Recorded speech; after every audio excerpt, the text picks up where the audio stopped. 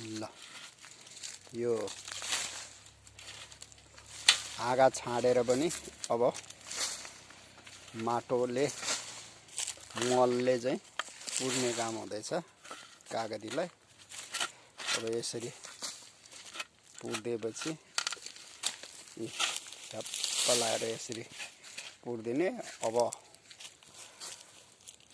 अर्को मल हालेर पानी लगाइदिएपछि यो आगुन चाहिँ राम्रो फल्छ।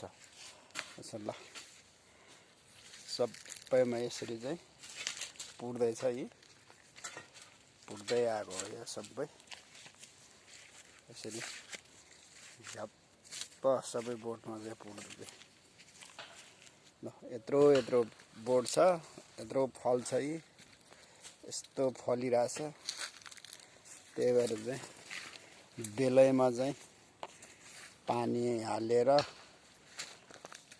हाँगा सबै हाँगाहरू छाडेर मल हालेर यसरी चाहिँ पुर्नुपर्छ चारैतिर।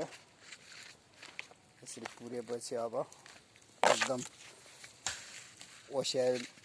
ओसिएर बस्छ। अनि ल आज यो 20 बोट जतिलाई चाहिँ गर्न सक्यो।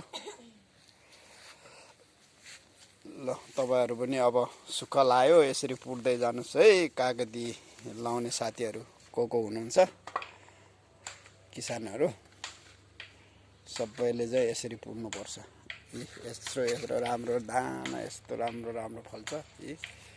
ल यो मेरो 3 वर्ष अब 4 वर्षमा लागेको बोट हो। यसरी फल्छ है साथीहरु, यसरी गर्नुस्।